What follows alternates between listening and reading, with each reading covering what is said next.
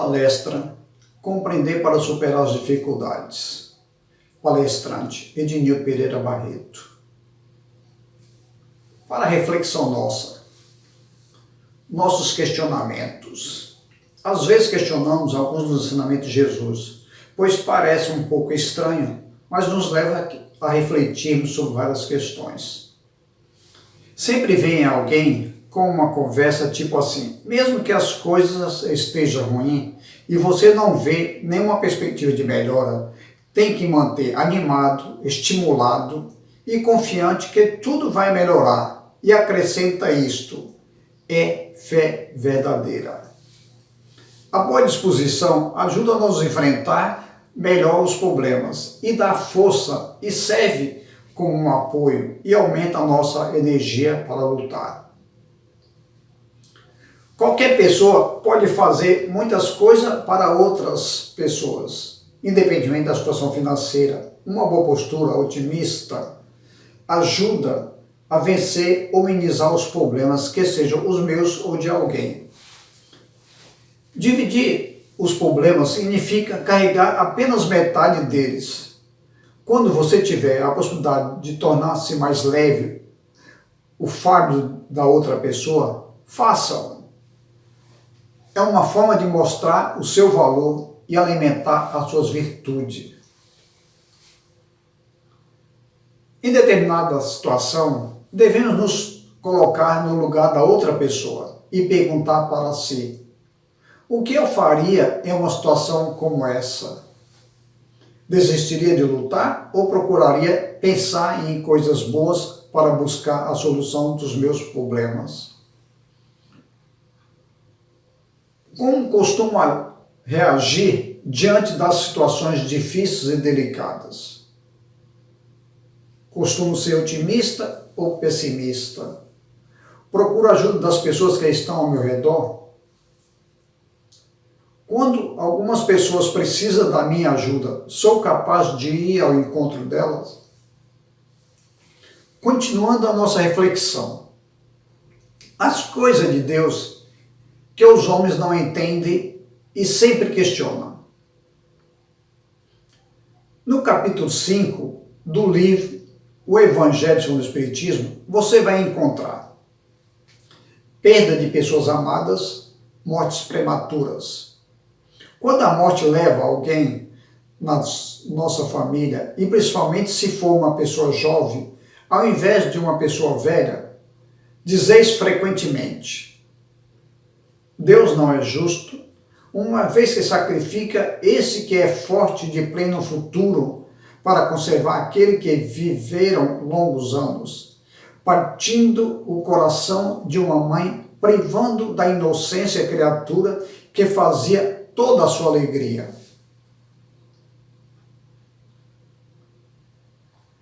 Temos que compreender acima da necessidade do mundo terrestre. O mal está onde acreditamos.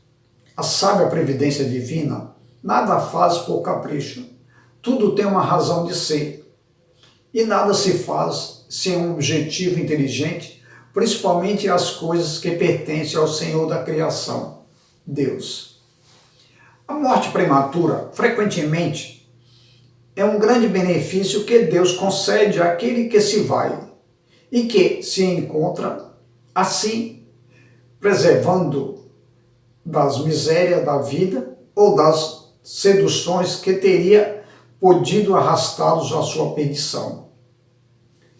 Aquele que morre na flor da idade não é vítima da fatalidade, mas Deus julga que ele é útil não permanecer mais tempo na terra. É uma horrível infelicidade dizeis que uma vida tão plena de esperança seja tão cedo cortada. Para entender isso, precisa ter um bom entendimento em relação ao mundo espiritual. A pessoa já deve estar bem evoluída espiritualmente, senão não vai entender. O que nós temos é sempre uma visão estreita e que não conseguimos elevar acima da matéria. Sabeis qual seria a sorte daquela vida tão plena de esperança, segundo vós? Poderia o homem afirmar que essa pessoa que morreu não poderia ter uma vida cheia de amarguras? Pensai-vos que vale mais ter uma posição entre os homens que entre os espíritos bem-aventurados?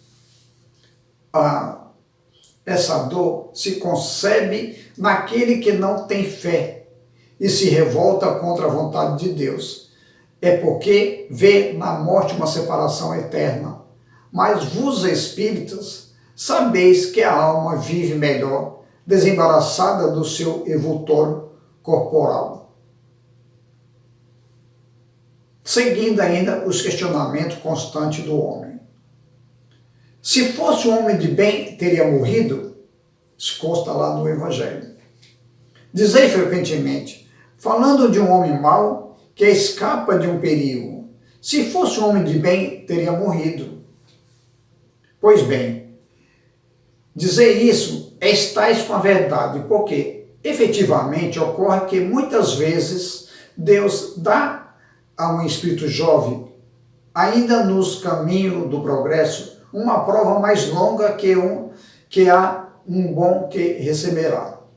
Em recompensa do seu mérito, a favor do que a sua prova seja tão curta quanto possível. Se morre um homem de bem, cuja casa ao lado é de um homem mau, expressai-vos em dizer, gostaria mais que este fosse. Estais grandemente errado, porque aquele que parte terminou a sua tarefa, e aquele que fica talvez não tenha nem começado. Exemplificando para um melhor entendimento. O que diria um prisioneiro que tivesse cumprido a sua pena e continuasse na prisão e desse a liberdade àquele que não tinha direito? Ficai sabendo, pois, que a verdadeira liberdade está na libertação dos laços do corpo e que, enquanto estiveste sobre a terra, estais no cativeiro. Habituai-vos a não censurar o que não pode compreender e credes que Deus é justo em todas as coisas e, frequentemente, o que vos parece um mal é um bem. Mas vossas faculdades são tão limitadas que o conjunto do grande todo a escapa dos vossos sentidos, que ainda não são tão apurados. À medida que damos mais importância à vida material, diminuirá a vossa compreensão da existência da vida espiritual, que tem duração infinita e é a única existência verdadeira. A vida material são incidentes passageiros que nos são permitidos por Deus para a nossa evolução espiritual. Falamos que após a morte, o corpo, o espírito da pessoa continua a vida no plano espiritual, até que seja reencarnado novamente no mundo terrestre. Então vamos aprender um pouco mais dos espíritos. Todos os espíritos são iguais? Não. Os espíritos pertencem a diferentes ordens, conforme o grau de perfeição que eles têm alcançado. Espíritos imperfeitos, caracterizados pela ignorância e pelo desejo do mal e pelas paixões inferiores. Bons espíritos, nos quais o desejo do bem é o que predomina. E espíritos puros é que atingiram a perfeição máxima. Então, como percebe, aí nós falamos de 3 categorias. Então, os espíritos não são diferentes, não são iguais. O que fazer para ter uma vida melhor? Vamos começar pensando melhor. Tornamos aquilo que contemplamos pelo pensamento constante. Uma ideia fica gravada em nosso coração. Quando fixamos os nossos pensamentos no mal que os outros fazem, nossa mente fica poluída pelo mal. Quando fixamos a nossa mente nas virtudes ou no bem-estar dos outros, nossa mente acolhe somente bons pensamentos. Nenhum mau pensamento pode penetrar a mente de uma pessoa totalmente dedicada ao amor e à compaixão.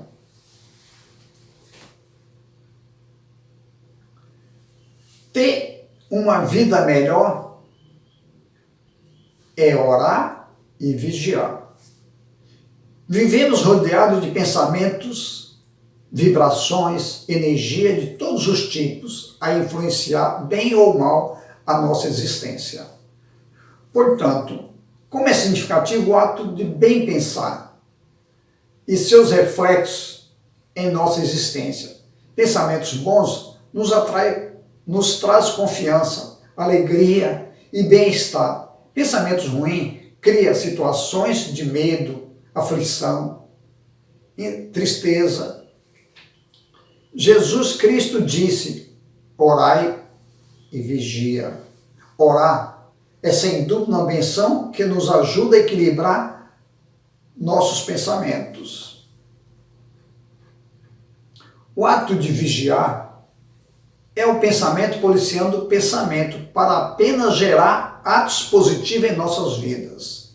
Portanto, temos a necessidade de bem pensar, bem falar, bem agir para gerar saúde, alegria e atrair espíritos bons ao nosso lado.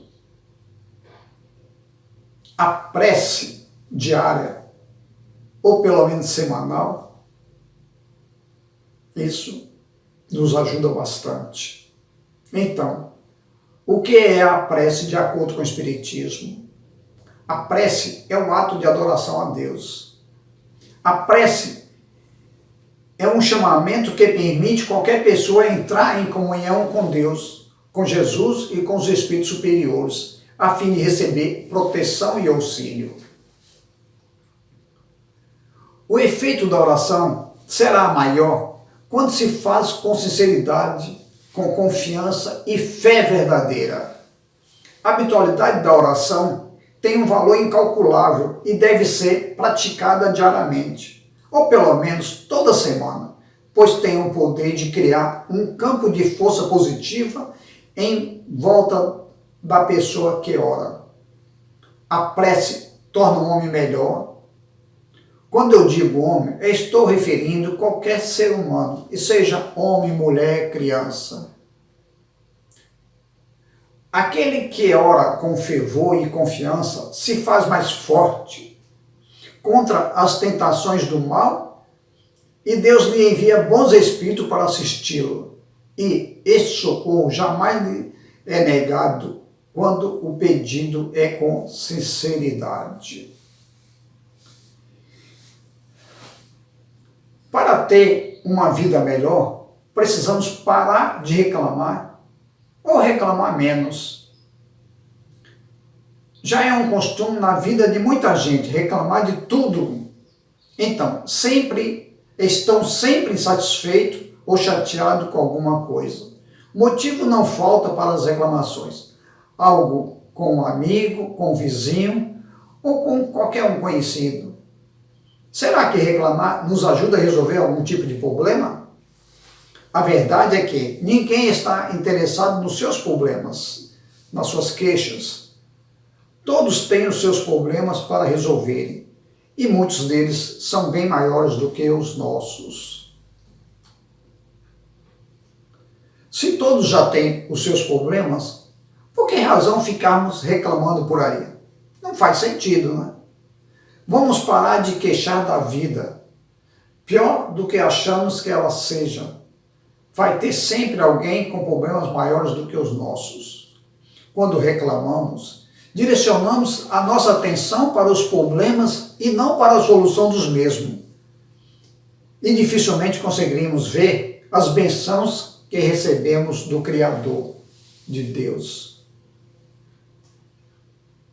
Ao invés de sair por aí reclamando da vida, do governo, do vizinho, do dinheiro que nunca sobra, ou do filho que ainda é muito rebelde. Experimente fazer algo diferente. Agradeça a Deus sempre, mesmo que seja pelos problemas, pois muitos deles nos ensinam e são nas situações difíceis que adquirimos aprendizado e experiência. Agora, para exemplificar, eu vou contar a parábola do credor incompassivo.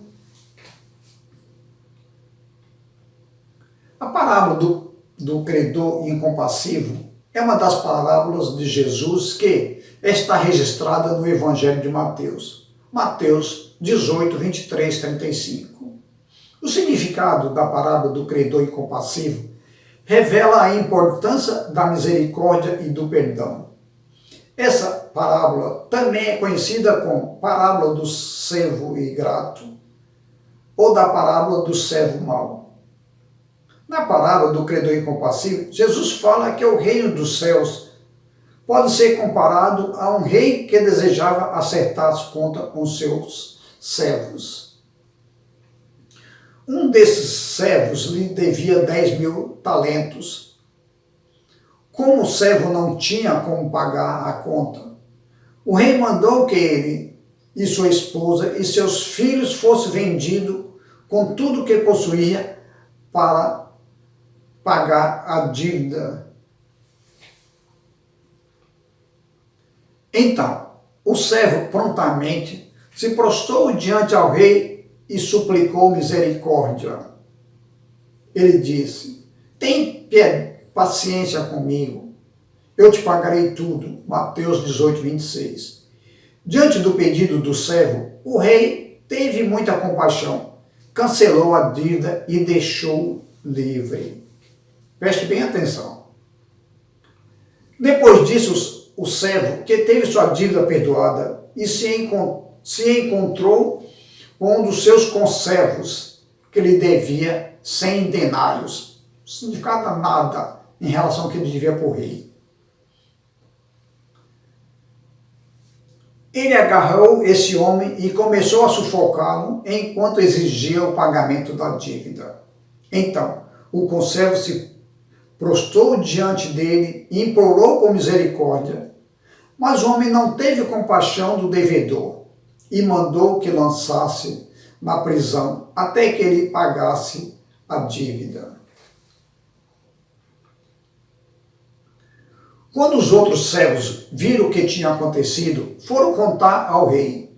Então o rei chamou o servo incompassivo e lhe disse que ele também deveria ter perdoado a dívida do seu conservo, da mesma forma com que ele recebeu misericórdia. Indignado, o rei entregou aquele servo mau aos torturadores até que ele pagasse a sua dívida. Jesus termina a parábola do credor incompassivo fazendo um importante relato. Ele disse, abre aspas, assim também lhe fará meu Pai Celestial. Se cada um de vocês não perdoar de coração seu irmão, fecha aspas. Mateus 18, 35. Para a gente entender melhor o significado da parábola do credor incompassivo. Fica claro, a parábola do credor incompassivo ilustra o ensinamento de Jesus acerca de como se deve tratar um irmão culpado. O significado principal dessa parábola é demonstrar a importância de se ter um espírito generoso que está disposto a demonstrar misericórdia àquele que o ofende. A alta quantia da dívida que o rei perdoou ilustra a imensurável dívida do pecado que todos os homens possuem diante de Deus. Ninguém seria capaz de pagar tamanha dívida. Mas em Cristo Jesus, Deus perdoou todos os nossos delitos. Na cruz, Jesus não apenas pagou o preço pelo pecado de forma geral, mas quitou todos os nossos delitos. Ele eliminou a culpa de cada um dos nossos atos particulares de pecado. Então, o pecador perdoado deve sempre agir sobre a base da misericórdia perdoadora. O mínimo que se espera daquele que foi perdoado é que também demonstre perdão. Observa que a parábola do credor incompassivo nos ensina que os homens só podem ter certeza de que suas dívidas foram canceladas se eles mesmos também cancelarem as dívidas daqueles que estão endividados em relação a eles. Isso significa que eles só podem experimentar a certeza do perdão se estiverem dispostos a perdoar as ofensas cometidas contra eles. Um verdadeiro cristão jamais deve se comportar como um credor incompassivo. Seu exemplo maior de perdão e misericórdia é Cristo. Todos nós somos devedores de Deus.